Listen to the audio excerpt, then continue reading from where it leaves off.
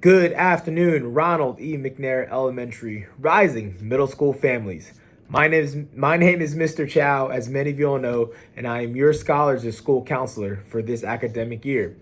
And so, as many of you all know, we have entered registration season for Guilford County Schools for middle school registration as well. So this really is part two of this video series that I've done over the last few years about middle school registration. And if you remember, part one, we spoke about different deadlines, different dates that are upcoming within the month of February, March into April, what that kind of looks like, what are some key deadlines.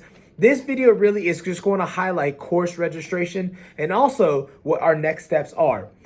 We will talk at the end a little bit about, hey, if my scholar currently is feeding to X, Y, and Z middle school, but they're actually going to go to different middle school, what does that do? Do I have to do something right now? We'll answer all those questions right now. And again, the reason why I'm doing this as a video format instead of a traditional parent night is because in years past, what we realized is on a parent night, life happens, work happens, different scheduling happens, and maybe a family misses a parent night or is unable to make it there.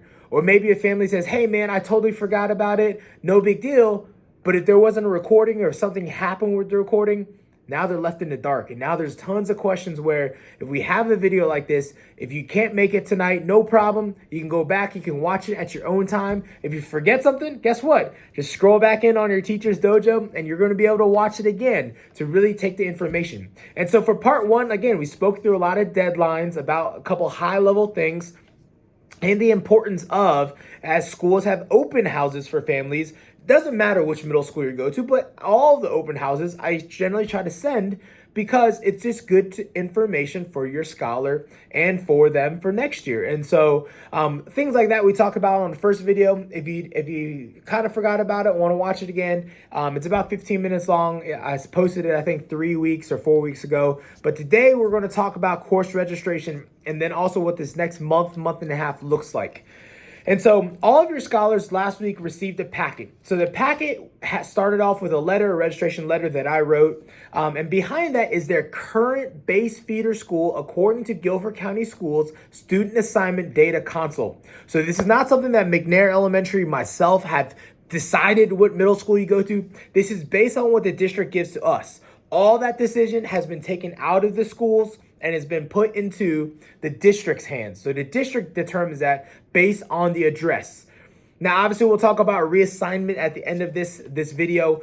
But that being said, everyone is required to register for their base feeder school. So if your scholar is not registered for some type of classes that is in alignment with the course structure by April 26th, then your scholar is no longer in good standing, which we don't want, because if they're not in good standing, they can't graduate, right? So we want to make sure we get everyone in. So check out that letter. The timeline really happens like this. Next week, we first register Mendenhall. This is just based on the middle school timelines and my collaboration with the feeders. Mendenhall scholars, anyone that's base feeder school as of today, March 3rd, I think it was maybe March 4th today, your scholars that are feeding to Mendenhall base right now will register with me next week, and we'll do a little career piece, a career interest inventory as well. The week after, we are going to register Northeast. So that is the week of, I'm looking, of the 18th, the week before spring break. So next week, the week of the 11th is Mendenhall Middle. Week of the 18th is any scholar feeding to Northeast Middle. Northern, we will register the week we get back from spring break, which will start on April the 3rd. And so really over those 3 weeks, we will get everyone registered. And then that gives us 2 weeks afterwards to make any tweaks, any adjustments to your class. And for families who apply for a choice school, if you remember, we talked about the magnet schools, the lottery and all that, all the things that happened before the end of February. During that time, if you find out you get into a choice school, well, great. We've already registered you for your base feeder school. Now we also can register you for a choice school. Why that's important? If you get into a magnet school or choice school, and then all of a sudden attendance becomes an issue, you start missing classes, not because of illness, but unexcused absences. All of a sudden, there could be a conversation. If you hit 18 days, should you still be allowed to go to this choice magnet school? And that's a conversation that school will have with you as the family if your scholar starts to miss days for unexcused reasons. Because there is a chance that if that becomes a big enough issue, or if transportation becomes an issue, they'll say you can't come to this choice school that you were accepted into. You have to go back to your base feeder school, which is why it's important to also register for the base feeder school.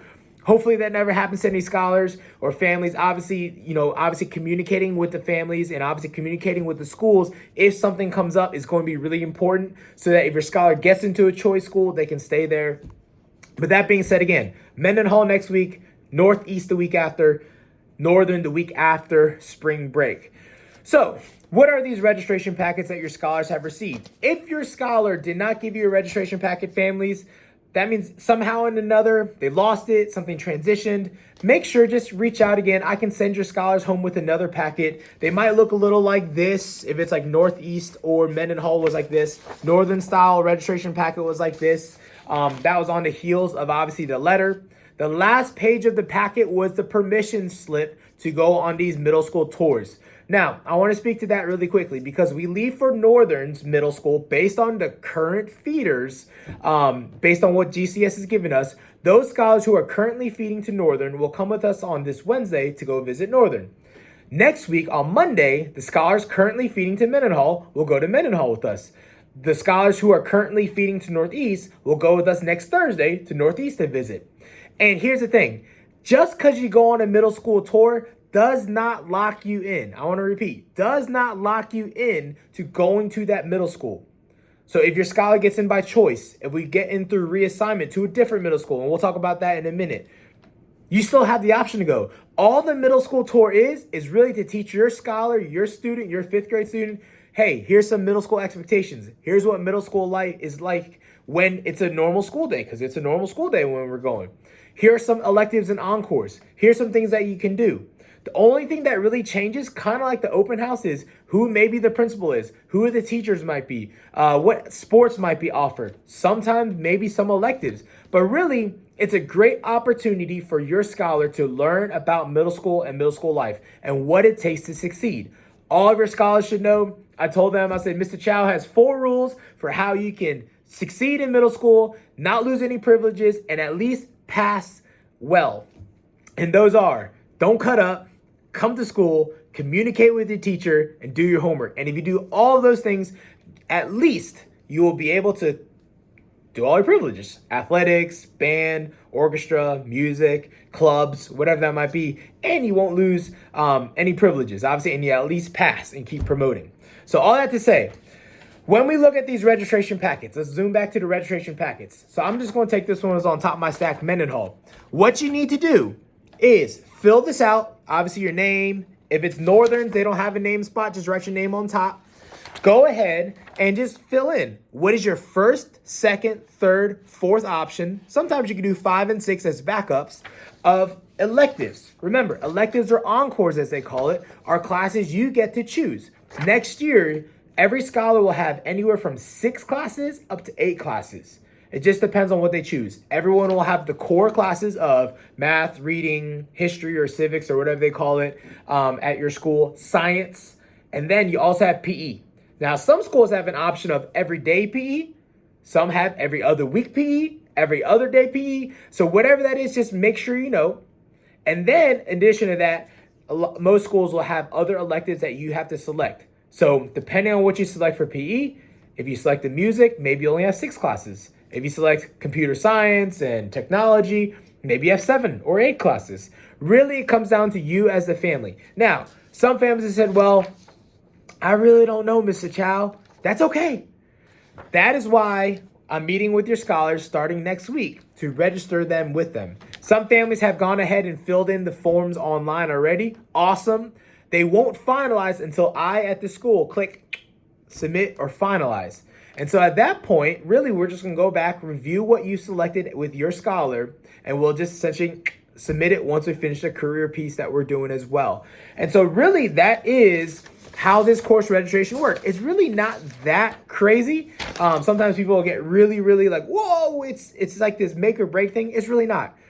Here's the best part about middle school. Middle school really is about exploration, exploring what is it that maybe would interest your scholar as they go forward. Really, as you get into high school until about junior year, really it's about exploration. Find and learn about as much as possible to maybe find what your scholar's passion truly is that they want to go to in the future for their career or for their future endeavors. And so really the biggest thing is you can fill out these forms. This is just the chance for you as a family to have some say in what your scholar is going to take next year. And again, like even if, hey, I register your scholar for Mendenhall next week and all of a sudden you're like, oh, I'm sorry, I was out of town for work for 3 weeks. Can I make some tweaks with my scholar? No problem. Remember, April 26th, it closes. By noontime on April 26th, the window closes. Every scholar has to be registered by their base feeder school to stay in good standing. And by April 26th, it closes. And after that, unless the district gives me an opening or like a middle school says, hey, go ahead, re-register this kid, we just reassigned, that is done, right? It goes into what's called the matrix. And so, very important. So a couple things to remember, and then I'll highlight what this last little piece on reassignment is. Make sure your scholar has a packet. Make sure you sign your field trip form because, again, that does not lock you into the middle school, but it gives your scholar a chance to learn a lot about middle school life, which is really important. And then, obviously, middle school registration packets. Mendenhall, we register next week, March the 11th. I'm checking my calendar. Northeast, March the 18th week. And then Northern, April the 3rd, the week right after spring break, we register. And then we have 2 to 3 weeks really to finalize and tweak any classes that your scholar might want to have. Now, as we go into that, we're going to pivot. We're going to move. The next segment is on reassignment.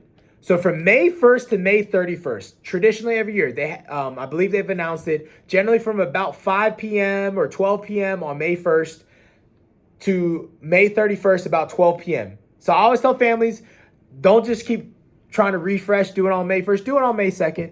May 1st, sometimes the system crashes because all the families try to rush it on there. It's not a first come, first serve to do reassignment. They really look at it by a case-by-case basis. So really do it earlier, yes. But honestly, you have from really May 1st to May 31st. So I tell families, don't do it May 1st. Wait for the system to, everyone to rush it first, and then you do it May 2nd. And the system probably will be good. And then don't wait until May 29th or May 30th to do this reassignment because, again, everyone's flooding in. I would say at latest, if you want your scholar or at least to appeal or petition to reassign them to a different school, do it by May 20th. So from May 2nd to May 20th, that's where you as a family, you guys can decide, hey, my scholar right now, it might be going to Mendenhall, wherever, or Northern or Northeast, but I really want them to go to one of the other feeder schools. Or maybe they'll go to Southern or Western. That's where then you petition and you go through Guilford County Schools reassignment, and I'll send you to this website when we get into April, because you can't do anything until May. Remember, by April, you need to get registered at your base feeder school. That's the key. Otherwise, you're not good standing. And then in April, I will send you guys the link for GCS reassignment. It goes to the student assignment office. And essentially, that's where you petition for why your scholar might need to go to a different school. So we have a lot of families where maybe their older sibling goes to Mendenhall, but right now they're feeding to Northeast. No problem. That's a reason for doing reassignment. Can't do anything about it now. Wait till May. So then, again, what'll happen is if you do that reassignment and they say, hey, it's good, keep your family together, all go to Mendenhall, what'll happen is then at that point, Mendenhall's counselors will reach back out to me in May and say, all right, we're opening the window for this kind of 2-day period, this 24-hour period. Pull these kids when they're here. Go ahead and re-register them. I see what they selected at their base feeder school, Northeast or wherever. We'll go ahead and convert those to Mendenhall, and then we have to tweak encores and electives, and then we're done. And so really, reassignment is in May. So with everything I'm going to say, everything I've said today, I know it's about a 15-minute video again. What is it that you as a family need to know? Biggest things is this. Right now, from now until March 10th, is where scholars and families, you guys can look at the preview of the course. You can put in your course selections, but it does not finalize till I meet with your scholar and finalize it in school. From March 11th, we're going to register all the current feeder scholars to Mendenhall. From March 18th, all the current Northeast. From April 2nd, April 3rd, all the Northern. Oh, and any scholar that is not going to one of the base feeder schools, I'll register you the week after while everyone's open. And just we don't have that many of those scholars this year, so obviously like we have plenty of flexibility. Then those 3 weeks after the northern registration window, so by the second week of April, what we will do is we can tweak, we can adjust classes so that everything is set by April 26th when the window closes at the school and it closes for registration. And then during that time, I will send you guys a link to GCS Reassignment.